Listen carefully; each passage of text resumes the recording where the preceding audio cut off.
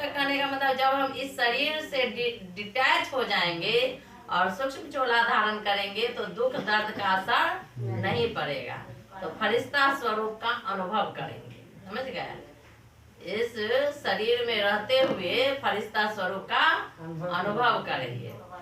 फरिश्ता का पांव कहाँ रहता है? कहाँ रहता है? फरिश्ता का पांव जो रहता है वो आसमान में रहता है, धरती पर नहीं होता है। समझ गए? तो जैसे हम इस चोला में हैं, हड्डी मांस के चोला में है ना, तो चलते हैं तो धरती पर पांव रख के चलते हैं ना, लेकिन जब इस शरीर से हम डिटैच हो गए होंगे तो हमारा जो पांव रहेगा ऊपर उठा हुआ रहेगा, उड़ता हुआ रहेगा। समझ गए? फरिश्ता जो होता है वो उड़ता हुआ रहता है, चोला शरीर डिटैच होंगे तो उड़ता हुआ अनुभव करेंगे कि धरती पर है लेकिन धरती पर हम है नहीं, उपराम अनुभव करेंगे। समझ गए? उसको कहा जाता है फरिश्ता। फरिश्ता का रिश्ता एक परमात्मा के साथ होता है और किसी देहधारी के साथ रिश्ता नहीं होता है। फरिश्ता जो है एक जगह स्थिर नहीं रहता है, वो चलते फिरते रहता है। अब यहाँ गए, यहाँ संदेश दिए, वहाँ गए, वहाँ संदेश दिए, और किसी की भलाई की और फिर चले गए, दूसरे की भलाई की, तीसरे की भलाई की, इसको कहा जाता है फरिश्ता। तो फरिश्ता जो है किसी के बंधन में नहीं बंधता, वो मुक्त रहता है। समझ गए? चोला से भी मुक्त रहता है, कर्म बंधन के बेड़ी से भी मुक्त हो जाता है। उसके अंदर कोई भी प्रकार के लोभ मोह अहंकार, कोई प्रकार के प्रभाव उसके अंदर नहीं रहता है। समझ गए? तो उसको कहा जाता है फरिश्ता। रहेंगे इस जगह धरती पर, लेकिन हमारी बुद्धि से उपराम हो जाएंगे, न्यारापन हो जाएंगे, उसको कहा जाता है फरिश्ता। तो बाबा आज जो टॉपिक दिया है फरिश्ता स्वरूप बनने का, कि हम सब कौन है? फरिश्ता है। इसलिए अशरीरी बनने का अभ्यास करना है। जितना हम अशरीरी बनने का अभ्यास करेंगे उतना हमारा शरीर से डिटैच अनुभव करेंगे और फरिश्ता स्वरूप का अनुभव करेंगे। चलते फिरते हर कर्म करते हुए इस दुनिया से हम उपराम का अनुभव करेंगे, न्यारापन का अनुभव करेंगे। समझ गए? इसको कहा जाता है फरिश्ता। रहना है, घर परिवार में भी रहना है, ऐसे नहीं कि घर गृहस्थी छोड़ देना, ऐसा नहीं। घर परिवार में रहना है, लेकिन कैसा रहना है? गृहस्थी बन के रहना है, निमित्त समझ के चलना है। ये सब कुछ भगवान का, मेरा कुछ नहीं है। ये बाल बच्चे सब परमात्मा का दिया हुआ अमानत है, मेरा कुछ भी नहीं है। तो न्यारापन का अनुभव करेंगे और फरिश्तापन का अनुभव करेंगे। तो आज का टॉपिक है डबल लाइट। डबल लाइट का मतलब क्या हुआ? आत्मा भी एक लाइट है, ज्योति स्वरूप बिंदु रूप है। समझ गए? और इस देह के भान से जो परे हो जाते हैं उसको कहा जाता है डबल लाइट। तो डबल लाइट की स्थिति में फरिश्तेपन का अनुभव हम कर सकते हैं। इसलिए अभ्यास करना है अशरीरी बनने का, पुरुषार्थ करना है अशरीरी बनने का। तो सेवा करते डबल लाइट स्थिति द्वारा फरिश्तेपन की अवस्था में रहो, अशरीरी बनने का अभ्यास करो। माता जी उधर बैठिए। तो आज बाप दादा चारों ओर के बच्चों के 3 रूप देख रहा है। बाबा आज बच्चों के कौन सा रूप देख रहा है? 3 रूप। जैसे बाप के 3 रूप जानते हो ना, कौन कौन सा 3 रूप है बाबा के? बाप भी है, टीचर भी और सदगुरु भी है। शिव बाबा हमारा बाप है, बाप बन के आया है प्रॉपर्टी के मालिक बनाने, टीचर बन करके हमें पढ़ा रहे हैं और सदगुरु बन के सदगति दे रहे हैं। समझ गए? तो बाप, टीचर और सदगुरु, ऐसे बच्चों के भी 3 रूप देख रहे हैं जो इस संगम युग का लक्ष्य और लक्षण है। पहला स्वरूप ब्राह्मण, दूसरा स्वरूप फरिश्ता और तीसरा है देवता। तो अभी हम संगम युग पर क्या है? ब्राह्मण है।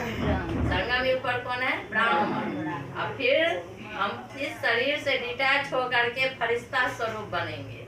फरिश्ता बन के हमें परमधाम जाना है और परमधाम से फिर हम आएंगे तो देवता स्वरूप सतयुग में आएंगे। तो 3 रूप है, ब्राह्मण, देवता और ब्राह्मण, फरिश्ता और देवता। ये 3 रूप में बाबा देख रहे हैं। ब्राह्मण सो फरिश्ता, फरिश्ता सो देवता।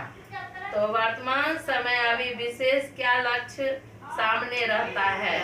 क्योंकि फरिश्ता बनने के बिना देवता नहीं बन सकते। बाबा कहते हैं फरिश्ता बनने के बिना देवता नहीं बन सकते।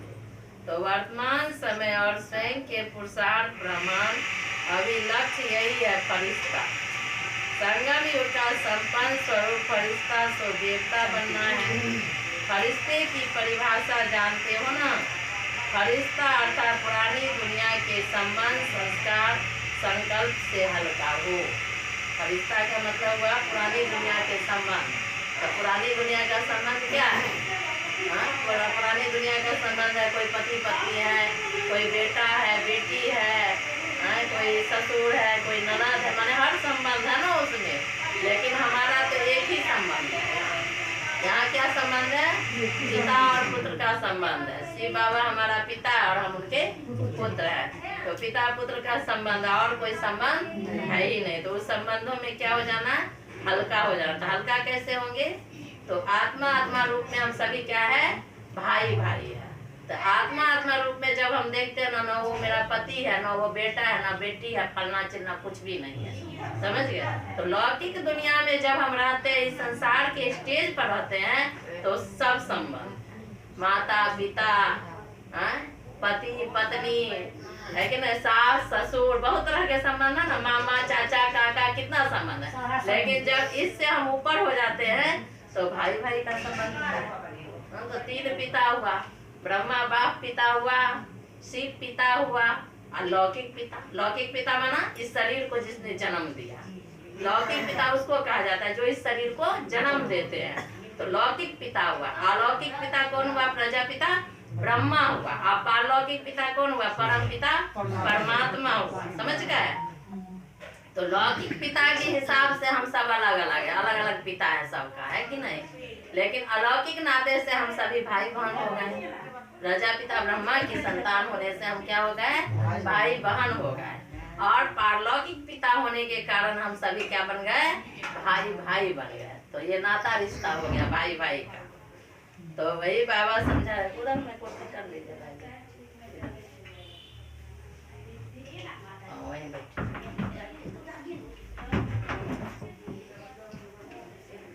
तो बाबा कहते हैं क्योंकि फरिश्ता बनने के बिना देवता नहीं बन सकते, तो वर्तमान समय और स्वयं के पुरुषार्थ प्रमाण यही लक्ष्य, यही है फरिश्ता। संगम युग का संपन्न स्वरूप फरिश्ता सो देवता बनना है। दुनिया के संबंध संस्कार संकल्प से हल्का हो। पुराने संस्कार सब में हल्के हो। सिर्फ अपने संस्कार स्वभाव संसार में हल्कापन नहीं, लेकिन फरिश्ता अर्थात सर्व के संबंध में आते, सर्व के स्वभाव संस्कार में हल्का। तो स्वभाव संस्कार तो सबका अलग अलग है ना, लेकिन असली संस्कार हमारा क्या है? अनादि संस्कार में क्या? अनादि संस्कार जो है ज्ञान स्वरूप है, प्रेम स्वरूप है, सुख स्वरूप है, शांत स्वरूप है, शक्ति स्वरूप है, आनंद स्वरूप है। ये सब हमारा अनादि स्वरूप है। आदि स्वरूप में हम सर्वगुण संपन्न है, 16 कला संपूर्ण संपूर्ण, निर्विकारी, मर्यादा पुरुषोत्तम, अहिंसा परमो धर्म है। ये सब हमारा जो है आदि संबंध है, आदि स्वरूप है। इस हल्केपन की निशानी क्या है? वह फरिश्ता आत्मा सब के प्यारे होंगे, कोई कोई के प्यारे नहीं। बाबा कहते जो फरिश्ता है वो सब के प्यारे होंगे, कोई कोई के प्यारे नहीं, सब के प्यारे। जैसे ब्रह्मा बाप को हर एक समझता है, मेरा है, मेरा बाबा कहते हैं, ऐसे फरिश्ता अर्थात सब के प्रिय।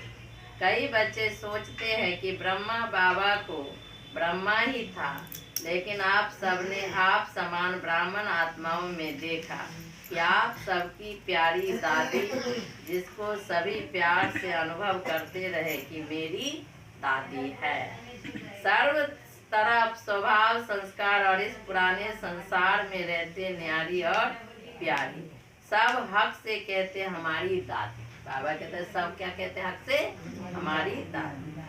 तो कारण क्या? स्वयं स्वभाव संस्कार में हल्के, सबको मेरापन अनुभव कराया। तो एग्जाम्पल रहा। जगत अम्बा का भी देखा, लेकिन कई सोचते हैं वह तो जगत अम्बा थी ना, लेकिन दादी आप ब्राह्मण परिवार जैसी साथी हैं। उनसे अगर पुरुषार्थ सुनते व पूछते तो उनके मुख में सदैव एक ही शब्द रहा, अब कर्मातीत बनना है। कौन सा शब्द रहा? अब कर्मातीत बनना है। कर्मातीत बनने की लगन में औरों को भी यही शब्द बार बार याद दिलाती रही। तो हर ब्राह्मण का अभी लक्ष्य और लक्षण विशेष यही रहना चाहिए, है भी, लेकिन नंबर 1 यही लगन हुआ फरिश्ता बनना ही है। बाबा कहते हैं यही लगन हुआ फरिश्ता बनना ही है। फरिश्ता अर्थात इस देह साकार देह से न्यारा, सदा लाइट के देहधारी। फरिश्ता अर्थात सदा लाइट के देहधारी, सूक्ष्म शरीरधारी। फरिश्ता अर्थात इस कर्मेंद्रियों के राजा। फरिश्ता अर्थात इस कर्मेंद्रियों का राजा। बाप दादा ने पहले भी सुनाया कि सारे सृष्टि चक्र के अंदर एक ही बाप दादा है, जो फलक से कहते हैं कि मेरा एक एक बच्चा राजा बच्चा है, स्वराज्य अधिकारी है। तो फरिश्ता अर्थात स्वराज्य अधिकारी। स्वराज्य का मतलब क्या हुआ? स्वयं पर राज्य करना। ये आँख मुख नाक कान ये जो भी कर्मेंद्रिया है वो हमारी प्रजा है, हम आत्मा उस पर राज्य करते हैं, समझ गया? तो उसको कहा जाता है स्वराज्य अधिकारी। ऐसा स्वराज्य अधिकारी आत्मा लाइट के स्वरूप धारी। कोई भी ऐसे लाइट के डबल हल्केपन की स्थिति में स्थित होंगे। अगर कोई को भी मिलते हैं तो उनके मस्तक में आत्मा ज्योति का भान चलते फिरते भी दिखाई देगा। बाबा कहते हैं हमारा ऐसा अभ्यास होना चाहिए कि किसी से हम मिलते जुलते हैं, एक दूसरे को देखते हैं, बातचीत करते हैं तो क्या दिखाई दे? आत्मा। बिरकुटी के बीच चमकती हुई ज्योति आत्मा ही दिखाई दे, कोई शरीर नहीं दिखाई दे। अभी यह तीव्र पुरुषार्थ का लक्ष्य और लक्षण सदा इमर्ज रखो। जैसे ब्रह्मा बाप में देखा, अगर कोई भी मिलता दृष्टि लेता तो बात करते करते क्या दिखाई देता, और लाइट में अनुभव किया कि ब्रह्मा बाप बात करते करते भी मीठी और शरीरी स्थिति में स्थित हो जाता।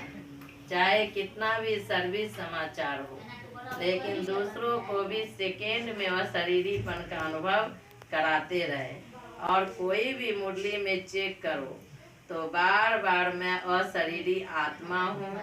आत्मा का पाठ एक ही मुरली में कितनी बार याद दिलाते रहे।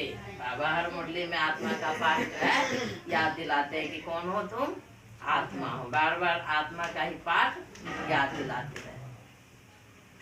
तो अभी समय अनुसार छोटी छोटी विस्तार की बातें, स्वभाव संस्कार की बातें अशरीरी अवस्था से दूर कर देती है।